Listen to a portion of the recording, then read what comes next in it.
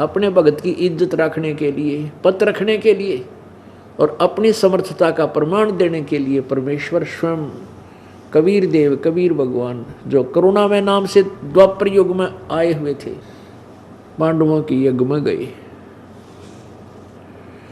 और उन्होंने वो पंच ग्रास 5 बार खाया, जो आहार 5 बार बोलकर बंद हो गया, जैसा कि आपने सुबह सत्संग में सुना। और फिर द्रौपदी के अंदर मन में दोष था, उस दोष को दूर करने के लिए प्रभु ने 5 बार शंख बजाकर बंद कर दिया, अखंड नहीं बजाया। तब श्री कृष्ण जी ने कहा कि द्रौपदी तेरे मन में खोट है, तूने संत के बारे में ऊंच नीच सोचा है और इसीलिए शंख नहीं बजाया, तेरे मन की मरोड़ निकालने लग रहे हैं ये। तब द्रौपदी जी ने उस सुदर्शन रूप में विराजमान परमात्मा के चरण धोए, जो वाल्मीकि वर्ण में आए हुए थे, और चरणामृत द्रौपदी ने पिया, आधा श्री कृष्ण जी ने पिया। तब परमात्मा प्रसन्न हुए तो वो शंख बजा, ऐसा शंख बजा कि स्वर्ग तक उसकी बहुत समय तक धुन गई। अब यहां परमात्मा कहते हैं, तुम कौन राम का जब तेजापम, ताते कटे ना तुम्हारे तीनों तापम। तुम किन भगवाना की भक्ति करते, तुम्हारे ये भूत प्रेत भी ना निमटते, तुम्हारे भूत प्रेत भी नहीं भागते, ये 3 ताप भी नष्ट नहीं होते। तुम कौन राम का, कौन से भगवान की भक्ति करते हो जिसे तुम्हारी ये आपदाएं भी नष्ट ना हो रही। आपने दिन में ये भी देखा कि श्री विष्णु जी कह रहे हैं ब्रह्मा जी को कि मैं दुर्गा से ऊपर किसी को भगवान नहीं मानता।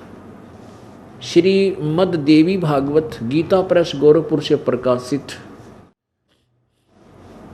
के पृष्ठ नंबर 28 पर प्रथम स्कंद में, मेरी जानकारी में दुर्गा से ऊपर कोई परमात्मा नहीं है, यही देवता है और मैं इसी की भक्ति और तप करता हूँ।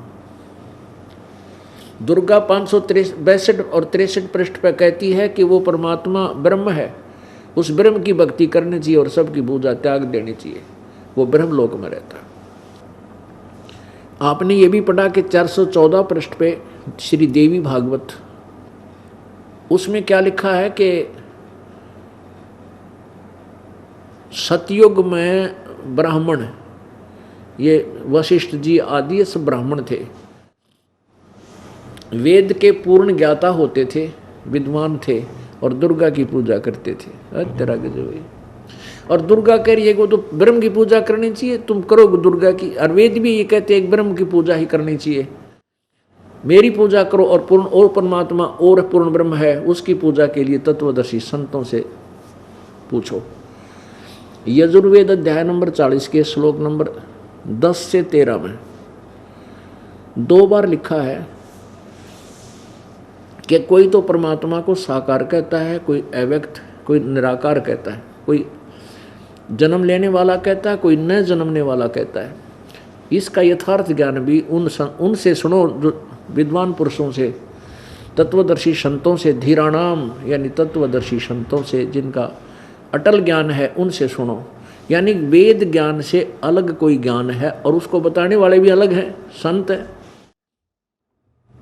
इसी प्रकार 13वें श्लोक में, 13वें मंत्र में कहा 40 के में कि कोई तो जिसने 11-12-13 में स्पष्ट किया है, कोई तो विद्वान मानता है जिसने अक्षर ज्ञान है, जो विद्या ग्रहण किया हुआ है, शिक्षित है, को अशिक्षित को अविद्वान बोल देते हैं। विद्वान और अविद्वान की परिभाषा भी वो तत्वदर्शी संत बताएंगे, उनसे सुनो। अपुण्यात्माओं कबीर जी को ये नकली ऋषि मैं ऋषि और संत ने कहा करते, ये विद्वान थोड़ा है तो संस्कृत नहीं जानता, ये क्या जाने वेदों और गीता के बारे में। और आज जब गीता और वेदों को मिला तो परमेश्वर कबीर देव की उस सिंपल लैंग्वेज में वही गीता और वेदा और पुराणों का यथार्थ ज्ञान लिखा हुआ था। तो एक विद्वान कौन हुआ? क्या एक संस्कृत के जानने वाला विद्वान होता है? तो विद्वान कबीर देव हैं। विद्वानों के विद्वान है कबीर देव और भगवानों के भगवान है कबीर देव। अब प्रसंग चल रहा है कि गीता जी का ज्ञान श्री कृष्ण ने नहीं दिया। अब क्या होता है कि थोड़ा शॉर्ट में बताऊंगा। कुछ दिनों के बाद क्या हुआ कि दुर्वासा जी द्वारका के जंगल में, द्वारका के साथ में ही बिल्कुल वहां बनी में जाकर के विराजमान हो गया। और नगर निवासियों को पता चला कि एक बहुत बड़े सिद्ध पुरुष आते हैं, बहुत आए हुए हैं, बहुत भविष्य और वर्तमान की सब जानते, बड़े सिद्ध पुरुष। और उस समय 56 करोड़ यादव हो चुके थे, इतनी जनरेशन हो गई थी श्री कृष्ण जी के वंशजों की द्वारिका में। तो दुर्वासा जी के बारे में जब सुना, नगरी में चर्चा चली, तो कुछ व्यक्तियों ने सोचा कि दुर्वासा जी की परीक्षा लेते हैं, क्या ये हमारे कृष्ण जी से भी बड़े हैं? क्योंकि श्री कृष्ण जी की आड़ में, श्री कृष्ण जी की समर्थता को देख करके उनके वंशज अभिमानी हो गए थे। क्योंकि श्री कृष्ण जी ने कंस को मार दिया, केसी को मार दिया, शिशुपाल का माथा काट दिया, गोवर्धन पर्वत को उठा लिया था। इन लक्षणों को देख करके द्वारका वासियों ने ये मान लिया था कि श्री कृष्ण तो ऊपर है, कोई भगवान ना कोई नहीं। और किसी तरह भी सीधा मुंह बात नहीं कर रहे थे, कोई संत साधु आ जाता था। अब परमात्मा कहते हैं भाई साधु संतों के साथ अड़िया नहीं करते, नम्रता से बात करे, कोई मानना उसका भला, ना मानना तो वो अपना काम करो, उनके साथ मजाक नहीं करे, बकवाद नहीं करे। क्योंकि ये साधु संत नहीं है, ये तो ततैये हैं। ततैये क्या होते हैं? ये बेरड़े, ये जो सिद्धि प्राप्त कर लेते हैं साधना करके, और इनको कोई छेड़ देते, डंक मार देते, तुरंत श्राप दे देते। इसलिए इन तो दुनिया डरती है, इनका आदर करती रहती है। जो ये कह दे फाइनल मान लेते थे, कोई वाद विवाद करता नहीं था। तो ऐसे ही वो ततैया बना हुआ था। कौन? दुर्वासा। इस काल साधना करके, शास्त्र साधना, घोर तप कई न सिद्धियां प्राप्त कर रखी थी। और उधर से श्री कृष्ण जी की महिमा इतनी हो गई थी कि उस तो ऊपर यादव किसी को संत नहीं मान, भगवान नहीं मानने थे। अब शेर ने सवा शेर नो टकराया करे। अब दुर्वासा जी वहाँ द्वारका में पहुँच गए, बाहर जंगल में, बिल्कुल साथ में ही नगरी के जो बनी होती है, आसपास का क्षेत्र, उसको बनी बोलते हैं, छोटा जंगल, उसमें विराजमान हो गए, उस वन में। और उधर से कुछ बच्चों ने, प्रद्युम्न जैसे श्री कृष्ण जी का पुत्र था, बच्चा तक ये था 40-50 साल की उम्र का हो रहा था। प्रद्युम्न का वो अनिरुद्ध भी हो चुका था, उसका लड़का, और वो ब्याह शादी भी हो रही थी उनकी। तो कहने का भाव यह है कि वो प्रद्युम्न श्री कृष्ण जी का पुत्र और साथ में और 10-20 व्यक्ति इकट्ठे होकर सलाह करी, भाई चलो चलते हैं, दुर्वासा जी की परीक्षा लेते हैं, वो कितना सिद्ध पुरुष है। एक व्यक्ति को लड़की का, स्त्री का स्वांग बना लिया, गर्भवती स्त्री का, पेट के ऊपर एक कढ़ाई बांध दी, छोटी सी कढ़ाई है, छोटा मोटा छौंक छांक लाने की हुआ करे, और वह पेट पर कढ़ाई बांध दी, पाछा उसका एक कपड़े थे, रस्सी तो बांध दी कमर में, और ऊपर के थोड़ा सा लोगड़ सा ला के और एक कपड़ा और बांध दिया। एक हाथ उठ ला के देख ले तो पता ना चले। और अनिरुद्ध को, प्रद्युम्न को उसका पति बना दिया और चले गए। दुर्वासा से जाकर कहा कि महाराज जी, हम आपके पास एक बहुत बड़ी आशा लेकर आए हैं। ये व्यक्ति है और ये इसकी पत्नी है, इनकी शादी ने 15 वर्ष 20 वर्ष हो गए, कोई बालक नहीं हुआ था। ईब दया करी है भगवान ने, अब रजा बख्शी है परमात्मा ने, इनका गर्भ रहा है। और संत महात्मा जी ये उतावले हो रहे हैं, ये जानना चाहते हैं इनका लड़का होगा कि लड़की। कृपा आप तो भूत भविष्य वर्तमान की सारी जानते हो। अब दुर्वासा जी ने देखा जानते सिद्धि तय उन्हें देखा ये तो निकम्मे बकवाद करना रहे हैं। तब एकदम लाल हो गए, कहने लगे तुमने मैं पाया मजाक करने को, अब सबक सिखाता हूं तुम्हारे को, बता दूं क्या होगा इससे। यादव कुल का सर्वनाश होगा इस गर्भ से। और ठाया चिमटा फिर लाल करके आंख, फिर वो बालक थे बाज लिए व्यक्ति सारे, बाबा जी नाराज हो गया। अब नगर में इस बात की चर्चा होगी कि भी दुर्वासा जी ने श्राप दे दिया, और दुर्वासा जी का वचन था तोप का गोला है, यो तो बात बिगड़गी। तो कुछ व्यक्ति बहुत चिंतित हुए, उन्होंने सलाह मशुरा किया भी बच्चा ने गलती कर दी। बुजुर्ग से व्यक्ति थे वो इकट्ठे हुए, और शाम को किसी के घर आहार नहीं बना, इतनी चिंता होगी नगरी में, बात बिगड़ गया था। कुलनाश का श्राप दे दिया। दुर्वासा तो जमा एटम बम है भाई। फिर कुछ एक ने सोचा कि भी हमारे साथ श्री कृष्ण जी हैं, अपने गुरु जी हैं, वो आध्यात्मिक गुरु थे यादवों के और पांडवों के। चलो हम उनके पास अपने समस्या रखते हैं। तो कुछ मौजी से व्यक्ति 50-100 इकट्ठे होकर श्री कृष्ण जी के पास गए। कृष्ण जी को सारी कहानी बताई कि बच्चों ने ऐसे ऐसे मजाक कर दिया, दुर्वासा जी ने श्राप दे दिया, आप कुछ कृपा बख्शो। तो कृष्ण जी ने कहा भाई तुम नो करो, उन बच्चा ने ले जाओ, उन बच्चों को ले जाओ और दुर्वासा जी के चरणों में डाल दो, वो संत क्षमा करेंगे जब बात बढ़ेगी। तो वो वापस आ गए। अब श्री कृष्ण के मुंह की तरफ देख रहे हैं वो सारे यादव की, श्री कृष्ण जी ने भी टाल दी भाई शरपत है। अब कोई चारा नहीं देखा तो सभी वो बच्चा ने साथ लेकर के दुर्वासा के चरणों में डाल दिए और कहा महाराज बालक थे, गलती होगी माफ कर दो। दुर्वासा बोला भाई मेरे जुबान से वचन निकल चुका है, मैं गलती करूं को ना वापस नहीं ले सकता, ये मेरे ऊपर आओ। फिर अपने बच्चा ने संभाल कर रखा करो, समझा के रखा करो। साधु संतों के साथ बकवाद करने आते हैं, मैं नहीं कुछ कर सकता, आप जा सकते हो, मेरा वचन नहीं अब टल सकता। वापस आ गए।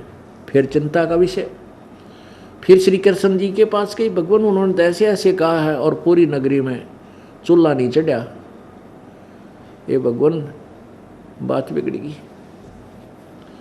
श्री कृष्ण जी ने क्या समाधान बताया कि क्यों डरते हो भाई, सुनो मैं समाधान बताता हूँ। क्या कि इस गर्भ से नाश होगा ना अपना, ये जो गर्भ बना रखा था आर्टिफिशियल, ऐसे करो इन कपड़ा न जला दो, इन कपड़ों ने फूक दो जो उसके ऊपर बांधे थे लोगड़ लागड़ रुई आदि और कपड़े, और जो कढ़ाई है ना लोहे की कढ़ाई थी छोटी सी, उसको घिसा के पत्थर पे और चूरा बना के प्रभास क्षेत्र में जमुना में डाल दो, ना रहेगा बांस ना बजेगी बांसुरी।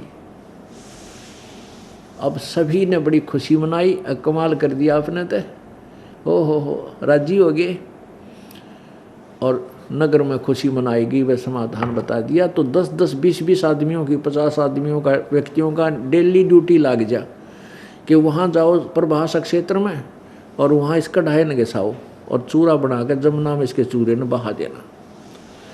ऐसा ही शुरू हो गया। 10-5 दिन में उन्होंने वो घिसा घिसू के महीने 20 दिन में और वो चूरा फेंक दिया।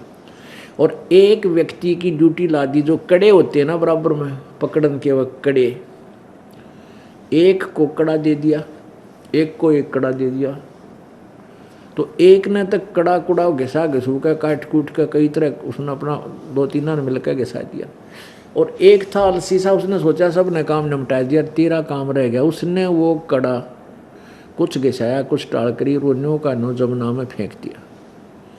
अब जमुना में तो फेंकना है, जब कड़ा फेंक दे चाहे चूरा फेंक दे, इस क्या करेगा, वैसा सोचकर उसने ऐसा फेंक दिया। अब कुछ दिनों के बाद क्या हुआ कि वहाँ एक मच्छी आ रहा था, मच्छी पकड़ा करता, मछली पकड़ने वाला। उसने जाल डाला, एक मछली पकड़ी और वो चमकीली जो धातु थी उसको खाद्य पदार्थ समझ गए, मछली ने खा ली।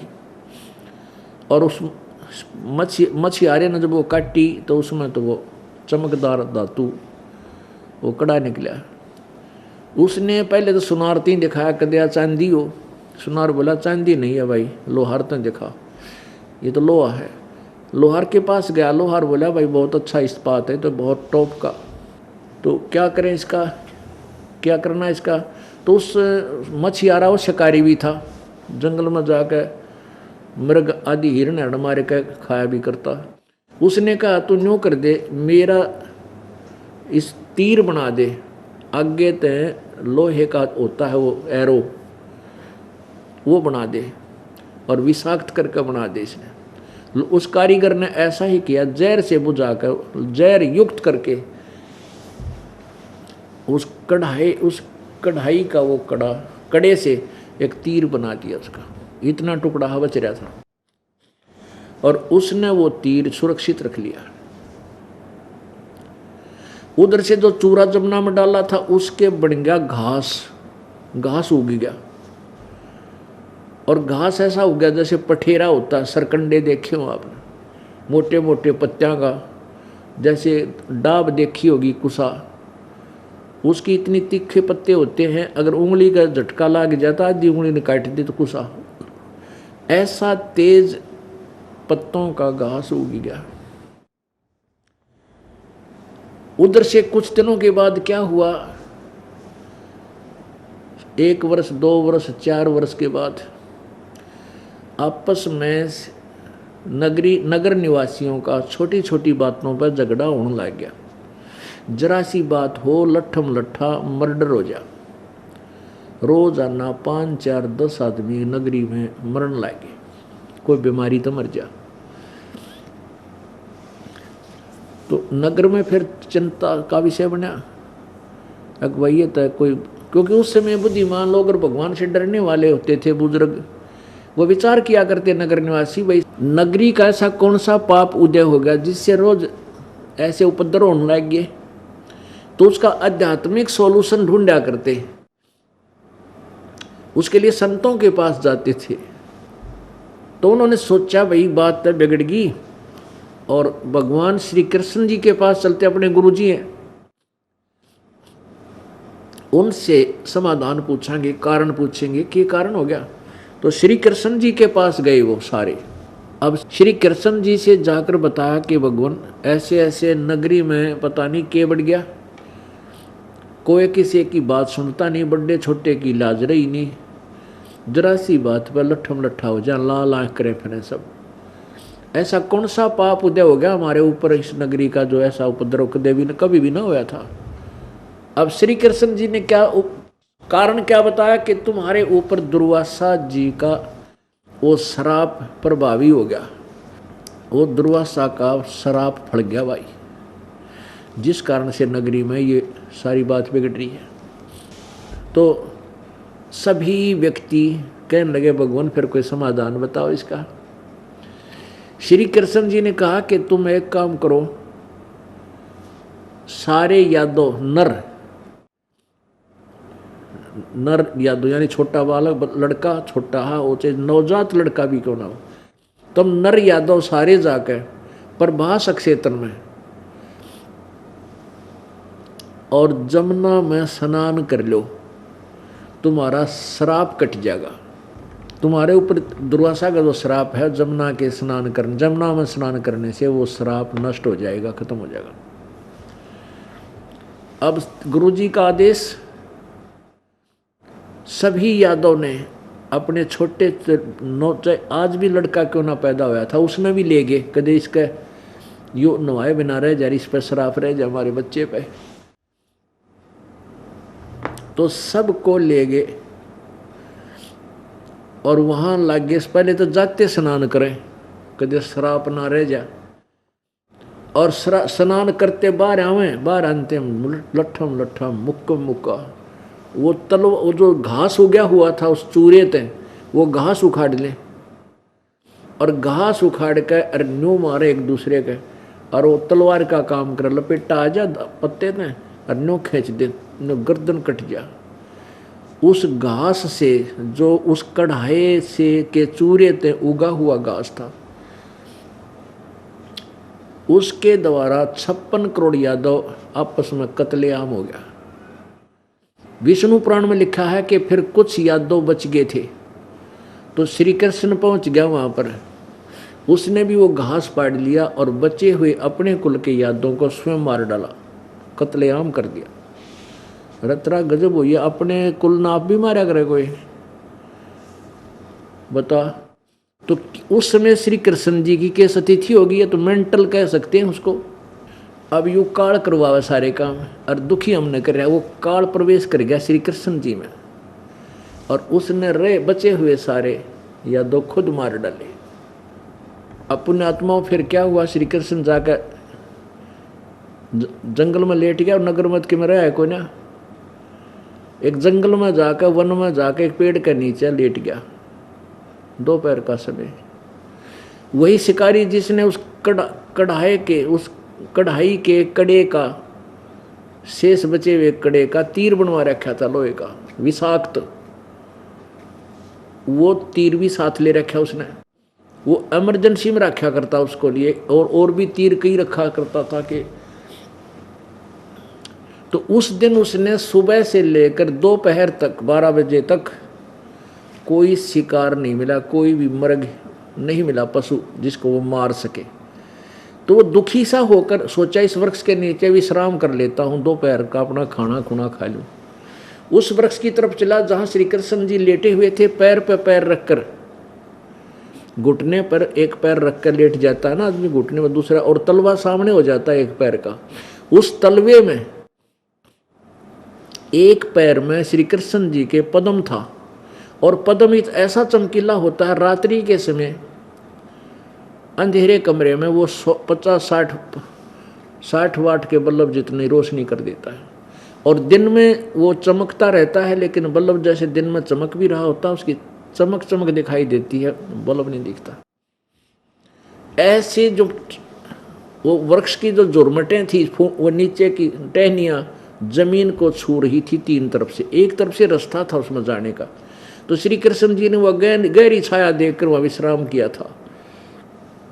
उधर से वो शिकारी उसी तरफ चल पड़ा, उसके वृक्ष की अच्छी गहरी छाया देखकर। तो निकट आया तो उसने देखा कि एक कोई चीज चमक रही है, वस्तु वृक्ष की झुरमुटा में उन टहनियों में से। अब कहा अगर जिसने जिसकी आवश्यकता है वो उसने वाय दिखा करे। उसने सोचा कि मर्ग की आंख है और वो मर्ग यहाँ कोई विश्राम कर रहा है। उसने उस आंख जान के पद्म को मर्ग की आंख समझकर और तीर ठोक दिया, एक प्राणी जान के, मर्ग जान के, पशु जान के। और जो ही वो तीर ठोक दिया जो विषाक्त था, इमरजेंसी में रखा करता, उसने सोची कि यू बच के भाग जाए, इसका यू ठोकूं। वो तीर मार दिया और तीर लगते ही श्री कृष्ण जी चिल्लाए, जैसे दर्द हुआ, पीड़ा से कर रहा है। उस शिकारी ने सोचा भाई बात बिगड़ गई, ये तो कोई व्यक्ति मर गया, बड़ी गलती हुई। इधर से आकर देखा उसने द्वारकाधीश मुकुट माकट ला रखा है, तो राजा मर गया भाई। तब उसने कहा कि हे प्रभु आप कौन हो, आप राजा हैं? अब श्री कृष्ण बोला भाई सोता मैं राजा, फिर तुमने काम तो बिगाड़ दिया मेरा। तो वो कहने लगा, शिकारी कहने लगा कि हे भगवान मेरे से गलती से हो गया, धोखा बन गया, मैं मारना नहीं चाहता था। आपके पैर में यह चमकीली वस्तु मैंने सोचा ये मृग की आंखें हैं, और भगवान मैं सारा दिन तो परेशान हो रहा था, मुझे कोई शिकार नहीं मिला, मुझे पाप लग गया, क्षमा कर दो, माफी दे दो। तब श्री कृष्ण बोले भाई यू तेरा और मेरा कोई पिछला हिसाब किताब था, कोई गलती कोई नहीं हुई थे। अब वो कहने लगा भगवान आपका और मेरा क्या हिसाब हो सके, आप एक राजा और मैं एक भील जंगल में घूमनिया, आपका मेरा क्या हिसाब है भगवान, ऐसा क्या हो गया?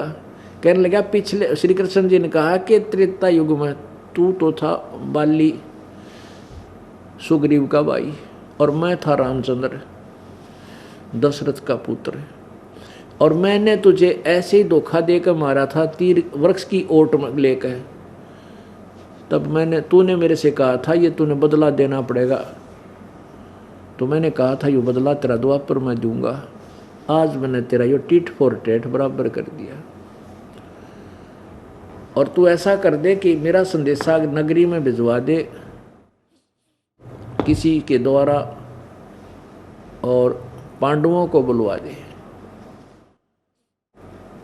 और शीघ्र आ जाए। कह देना कि सब नगर निवासी पूरे यादव नष्ट हो चुके हैं, आकर संभाल ले। श्री कृष्ण जी तड़प रहे। पांडव आगे आते श्री कृष्ण जी से पूछा, भगवान आपका क्या हो गया यो? आपने किसने आपके साथ ऐसा कर दिया? हमें बता दो, उनको ये कर देंगे वो कर देंगे। कृष्ण जी बोला, मेरे साथ नहीं, सारा यादव कुल नष्ट हो चुका है, आपस में लड़के मर गए भाई। और मेरी बात सुनो, अर्जुन यहाँ कोई व्यक्ति नहीं रहा है, नर नहीं रहा द्वारका में, सब औरतों को अपने साथ वहाँ ले जाओ दिल्ली, और यहाँ पर रहेगी तो ये यहाँ के आसपास के क्षेत्र के लोग इनको तंग करेंगे। एक तो मेरी ये प्रार्थना स्वीकार करो। युधिष्ठिर कहता, आदेश दो भगवान। और भाई दूसरी यह है कि तुम मेरे बहुत प्रिय हो, आप राज्य त्याग कर और हिमालय में चले जाना, वहाँ अपना तपस्या करके शरीर को अंतिम सांस तक तपस्या करके वहाँ खत्म हो जाना, लौट के नगरी में मत आना। युधिष्ठिर जी ने पूछा, प्रभु ऐसी क्या बात होगी, हम राज त्याग कर वहाँ जाएं, कोई गलती हमारे से बन गई? श्री कृष्ण जी ने कहा, हाँ तुम्हारे से एक बहुत बड़ा घोर पाप हुआ है। तुमने युद्ध में बंधुघात किया, जो सैनिक मेरे अपने कुल को नाश कर दिया, वो पाप तुम्हें लगा हुआ है, और ऐसे तप करने से तुम्हारे पाप नष्ट हो जाएंगे। अब पहले जब यही बात उस श्री कृष्ण जी ने दोहराई थी, जब युधिष्ठिर जी को भयंकर स्वप्न आए थे, और उसका समाधान पूछने के लिए श्री कृष्ण युधिष्ठिर जी, अर्जुन और पांचों पांडव गए थे। उस समय तो यही कहा था कि तुमने जो युद्ध में पाप किए हैं युधिष्ठिर को, वो दुख दे रहे हैं, और ईब सारे के ऊपर बता दी तुम सब पर वो पाप प्रभावी हैं।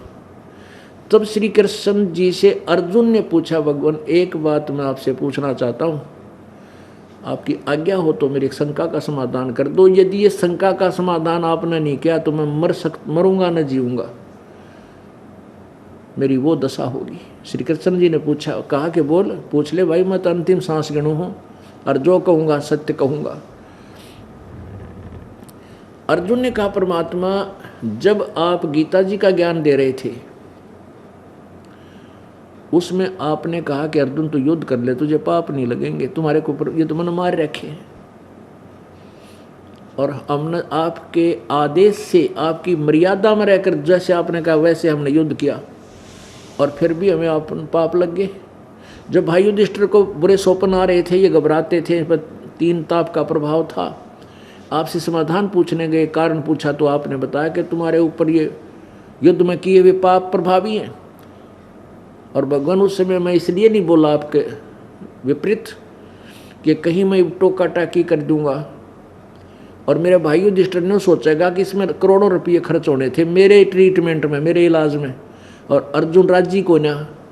अर्जुन ये पैसा लगाना नहीं चाहता, मुझे स्वस्थ होने देखना नहीं चाहता, इसलिए वाद विवाद शुरू कर दिया श्री कृष्ण जी के साथ, और मेरा भाई ट्रीटमेंट नहीं कराता, मुझे इतना ज्ञान था। इसलिए मैंने अपना सब्र की घूंट भरी और आपसे कोई वाद विवाद नहीं किया। लेकिन उसी दिन से मेरा दिल कचोट रहा था कि ये क्या कहा भगवान ने। उस दिन तो कह रहे थे तुझे पाप नहीं लगेगा, और आज कह रहा है तुझे पाप लगे, और आज फिर आपने वही जख्म पर नमक फिर छिड़क दिया। आज फिर कह रहे हो कि तुम्हें वो पाप लगे जो युद्ध में किए थे, वो पाप दुखी कर रहे हैं। आप हमारे कौन से जन्म के दुश्मन थे, ये तो बता दिया हमने। तब श्री कृष्ण बोला, भाई अर्जुन अब मैं अंतिम सांस गिनू हूँ, बता देता हूँ तेरे को, इस सारे संसार को कंट्रोल करने वाला कोई और शक्ति है, और उसके विषय में ना मैं परिचित ना तू परिचित। ये सब क्रिया वो ही करवा गया भाई, मुझे नहीं मालूम गीता जी में क्या था और तुम्हारे को किसको कब क्या। हाँ बाकी ये समाधान मैंने तुम्हें जरूर बताए थे।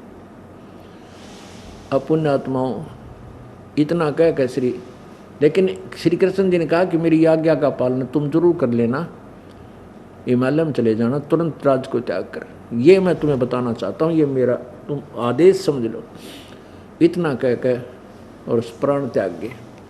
पांडवों ने श्री कृष्ण जी के शरीर का अंतिम संस्कार किया, उसके ऊपर एक यादगार बनवाई, जहाँ पर आज द्वारकाधीश का मंदिर बहुत बड़ा बन गया है, जो बाद में बनाया गया। ये प्रमाण है कि वहाँ श्री कृष्ण जी ने शरीर छोड़ा था और वहाँ उनको दफनाया गया था। और यादव के शरीरों को कुछ तो जमुना में बहा दिया, कुछ लकड़ काट के वहाँ सभा किया, 56 करोड़ लाश फूकी।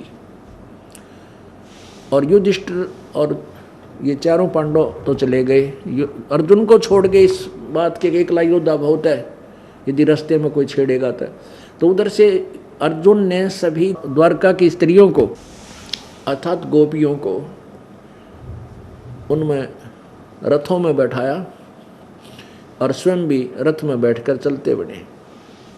रास्ते में भीलों ने, जंगली लोगों ने उनको घेर लिया, बहुत सी औरतों को छीन ले गए, उनके गहने तो सबके तोड़ लिए और कई औरतों को भी साथ ले गए वो निकम्मी आत्मा। और अर्जुन को ने विरोध किया तो उसको पकड़ के पीटा। अर्जुन से वो धनुष नहीं चला जो महाभारत में जिस धनुष के द्वारा लाखों लोगों को मार डाला, वही गांडीव धनुष साथ लिए हुए था और उस पर गर्व था उसको अपने आप पर। अर्जुन खड़ा खड़ा कहाँ पर यार पिट्टन लाग रहा है। जब ये सारा काम हो लिया, बची हुई औरतों को लेकर अर्जुन जब चलन लग गया, तब कृष्ण जी को कोसने लग गया कि ये कृष्ण छलिया था, ये बड़ा धोखेबाज था, ये हमारा शत्रु था। जब इसने मुझसे युद्ध करवाना था तब तो मेरे शक्ति दे दी, वो नाश कर दिया, मैंने एक तीर मारूं था 20 मरे थे, और आज वो शक्ति वापस ले ली। वही और अर्जुन और वही ये धनुष मेरे से उठ भी नहीं रहा, मेरे हाथ भी काम नहीं कर रहे, और मैं पीट गिरा इन जंगली लोगों ने। ये कृष्ण बड़ा धोखेबाज व्यक्ति था, इसने हमारे साथ जुल्म किया। यहाँ परमात्मा कबीर जी कहते हैं कि भाई तुमने जड़ का बेरा कोना, तुमने पता नहीं इस धोखे की जड़ कौन है। ना श्री कृष्ण छलिया था, ना श्री कृष्ण धोखेबाज था। ये सारा जुल्म काल ने करवाया, ब्रह्म ने करवाया, जो ज्योति निरंजन कहलाता है, जो श्री ब्रह्मा विष्णु महेश के पिता है।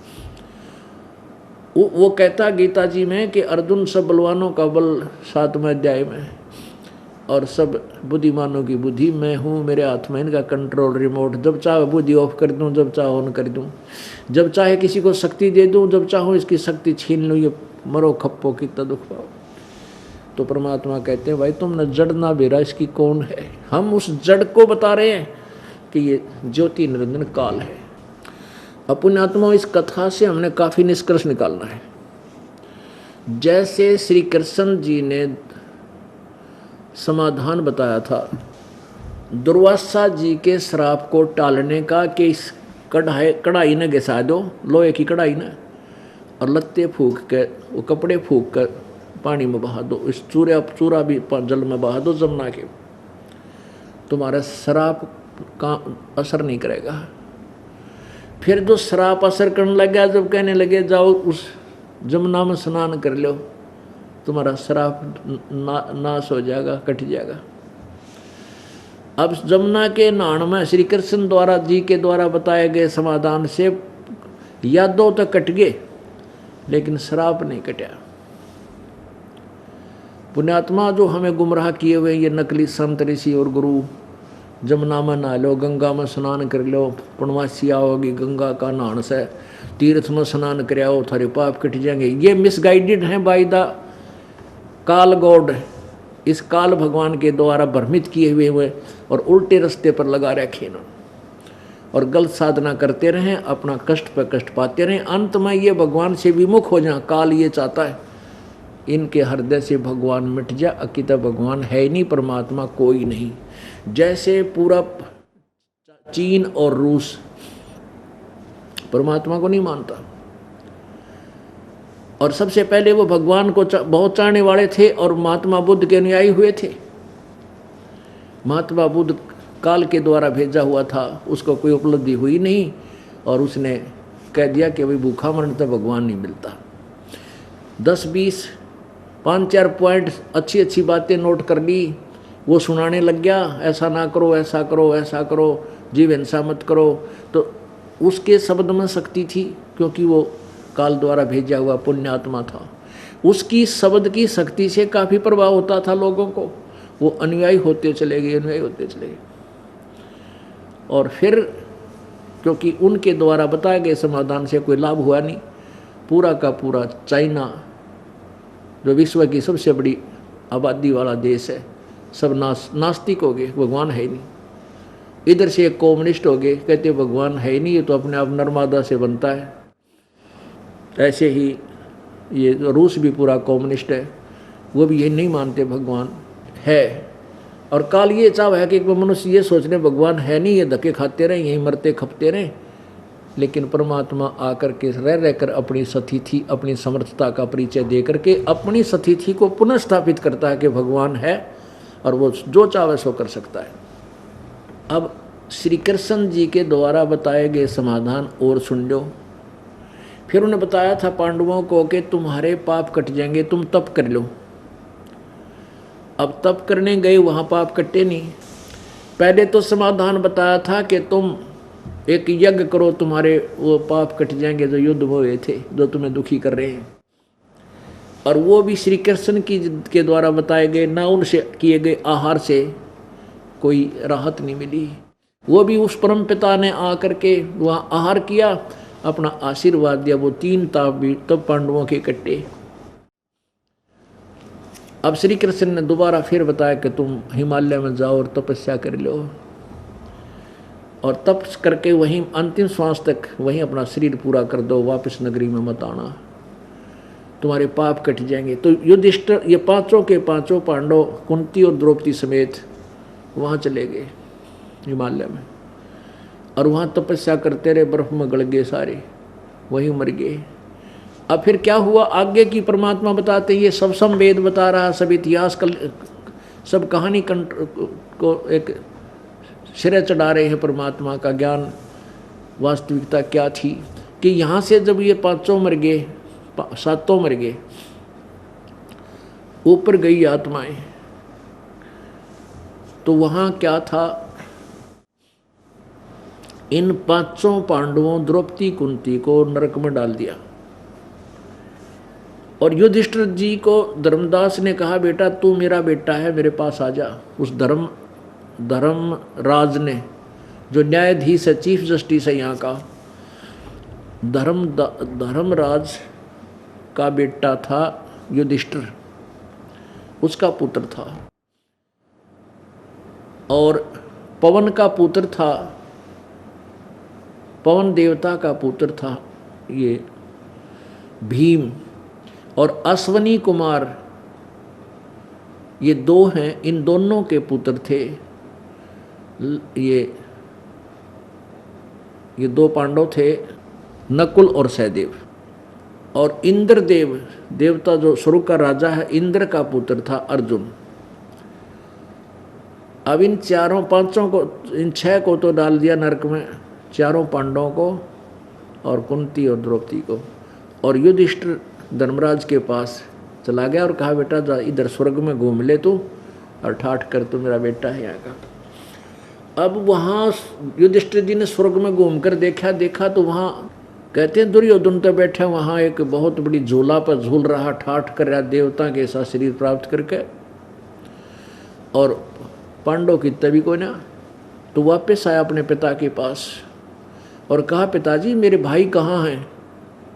और दुर्योधन तो वहाँ स्वर्ग में एक देव शरीर प्राप्त करके आनंद भोग रहा, मेरे भाई कहाँ गए। धर्मराज ने कहा, भाई तेरा कोई भाई नहीं, तू मेरा बेटा है। और वहाँ तो तुम एक फिल्म बनाने गए थे, वह महाभारत रूपी फिल्म बना दी, तुम बनाने के लिए भेजा था तुमने। ये मुख्य यानी अच्छी हस्तियाँ के बेटे थे तुम। भाई वहाँ कोई बेटा नहीं, तो वहाँ कोई तेरा भाई बुई नहीं है, वहाँ तो हो लिया नाता तुम्हारा, जो वहीं पर रोल खत्म हो लिया। अब पुण्यात्मा आप देखते हो कि 1 करोड़पति का बेटा, 1 करोड़पति का बेटा एक्टर हीरो, और रिक्शा चलाता है, रिक्शा चला के का रोल कर रहा है, रिक्शा चालक का, पाटे पाटे कपड़े पहन रहा है, एक झोपड़ी में लौटा रहे हैं, ऐसा दिखाते कई रोल। और हम बोली आत्मा उन्होंने सोचे हो जाए कितना गरीब आदमी है, बड़ा रहम आता है। और उस फिल्म ने शिखर में चढ़ जाती है और उन्होंने सोचे, और उसको वो अपना मूर्ख बना रहा है फिल्म देखनिया ने। गरीब नहीं है वो तो करोड़पति का बेटा है। जब वो रोल ख़त्म करके 60 लाख की गाड़ी में 50 लाख की गाड़ी में घूम रहा होता है, वो तो मूर्ख बना रहा था उन दर्शकों को एक रोल करके। ऐसे ही ये महाभारत रूपी एक फिल्म बना गए ये हीरो, और हम इस महाभारत में पढ़ कर अपना जीवन बर्बाद करें। बताइए ना कि महाभारत ने 100 बार पढ़ ले, बता हमने क्या लाभ होगा। वह इतने दुखी थे जो महाभारत के रोल कर रहे थे। तो युधिष्ठिर धर्मराज ने कहा तुम्हारा वो कोई पिता नहीं, भाई नहीं है, तू मेरा बेटा है, यहाँ रह ठाटते हैं। युधिष्ठिर बोला नहीं, यह ममता, यह काल का जाल जो सतगुण विष्णु जी के द्वारा मोह सतीथी है, यह बहुत भयंकर है। तो वो मोह ना छूटे आपस में, भाई और बाण नीचे वाला, भाई भाइयों का, माँ का। युधिष्ठिर धर्मराज ने से कहा युधिष्ठिर से कि मैं भी, तो उसने बताया कि धर्मराज ने बताया वो नरक में डाल रखे हैं, उन्होंने बहुत पाप करे थे महाभारत के युद्ध में। और युधिष्ठिर स्वर्ग में कैसे है कि ना, वो दुर्योधन स्वर्ग में कैसे है कि वो युद्ध में मारा गया था, और वो 5, 7, 20, 30, 50 वर्ष यहाँ रहेगा, फिर ये नरक में डाला जाएगा, वो पाप करे रखे इसने। अब वो तरह गजब हो यो। इब आँख खुली युधिष्ठिर की कि वह कुछ दिन स्वर्ग में भी चले गए, और हमने राज जीता था, हम स्वर्ग के, मेरे भाई स्वर्ग के अधिकारी भी नहीं रहे बने। तो युधिष्ठिर ने बोला मैं तो अपने भाइयों के पास ही जाऊंगा, मुझे वहीं भेज दो। अब धर्मराज बोला भाई एक काम करे, एक दूत भेज दिया, यमदूत। उससे कहा कि आप ले जाओ इसको और इसके भाई उनको दिखाकर वापस ले आओ, फिर बात कराएंगे।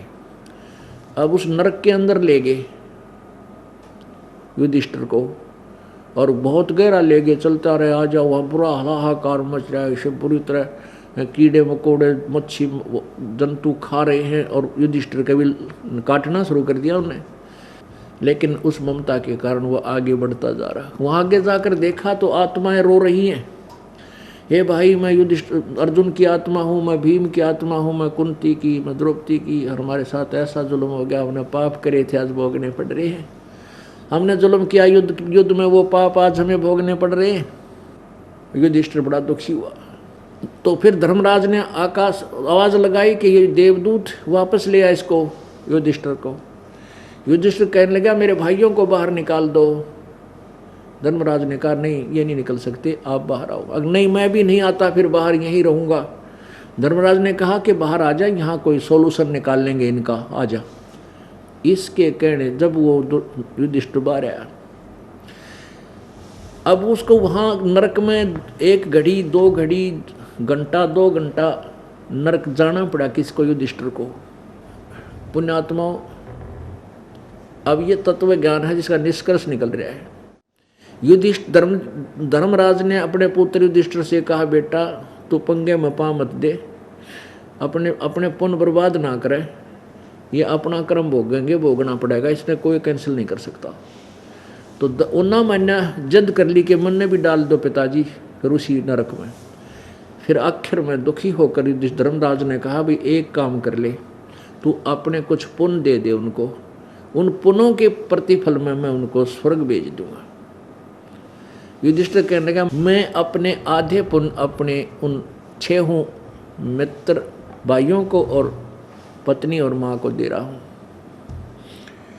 तब युधिष्ठिर उस धर्मराज ने आधे पुण्य संकल्प कराकर उनको वितरित कर दिए और उन सबको नरक से निकलवा लिया।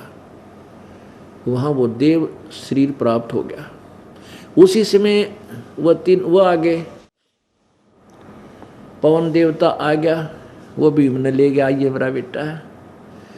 इंद्र आ गया, अर्जुन ने ले गया, और नकुल सहदेव को ले गए, अश्वनी कुमार जो सूर्य के पुत्र हैं। ये सूर्य नहीं, आग का देवता, एक देव है सूर्य, सूरज। युधिष्ठिर रह गया अकेला अपने पिता के पास। उधर से द्रौपदी और कुंती को स्वर्ग भेज दिया। अब जितने समय तक युधिष्ठिर जी के द्वारा दिए हुए पुण्य इनके साथ रहेंगे, पांडव और द्रौपदी कुंती के साथ, शेष पांडव के साथ, तब तक तो वो स्वर्ग में रहेंगे। और पाप, युद्ध में किए हुए पाप, वो फिर दोबारा नरक में जाकर भोगना पड़ेगा, उनको कोई काट नहीं सकता। केवल कबीर परमात्मा मासा घटे न चल बदे, विधाता लिखे जो लेख, और सच्चा सतगुरु काट कर वही ऊपर मारे मेघ। कबीर परमात्मा काट सकता है, कबीर अंगारी असी बंभारी असी।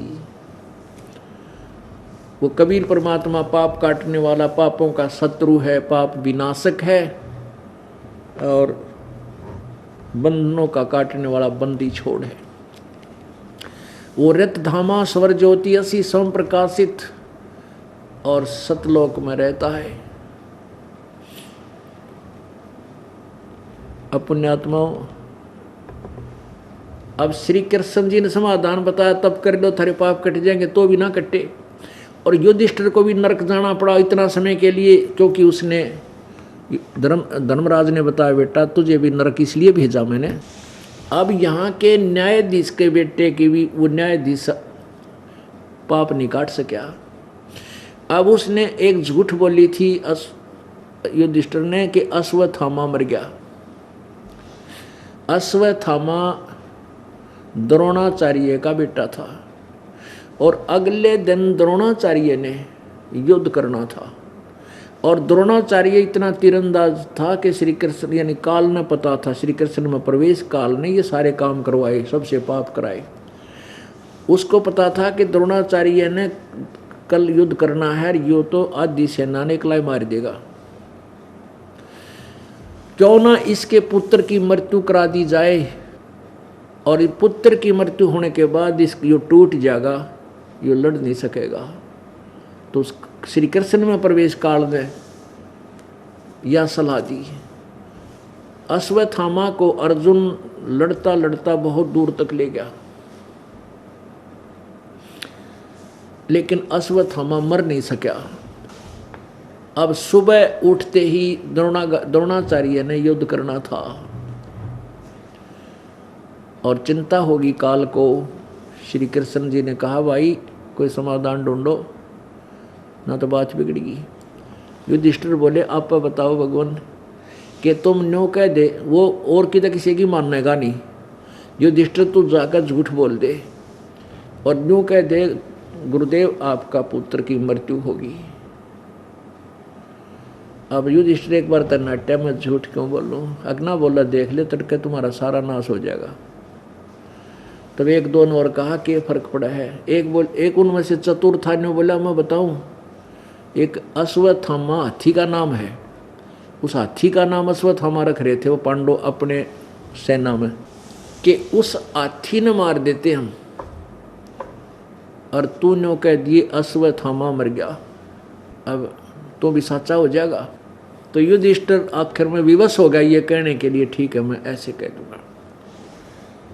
अब उसने जाकर कहा, एक दो ने कहा कि पहले तो एक दो ने कहा कि द्रोणाचार्य गुरुदेव आपका पुत्र की मृत्यु होगी, हत्या होगी। द्रोणाचार्य बोला मैं नहीं मान सकता, मेरे पुत्र पर मुझे गर्व है, वो नहीं मरा है। दूसरे ने कही, तीसरे ने कही, बोला नहीं तुम झूठ बोलते हो। कहने लगे आपको कैसे यकीन होगा, अगर युधिष्ठिर कह देगा मैं मान लूंगा मेरा बेटा मर गया। युधिष्ठिर गया, युधिष्ठिर ने क्या कहा, अश्वत्थामा हिते, अश्वत्थामा हिते, अश्वत्थामा मर गया।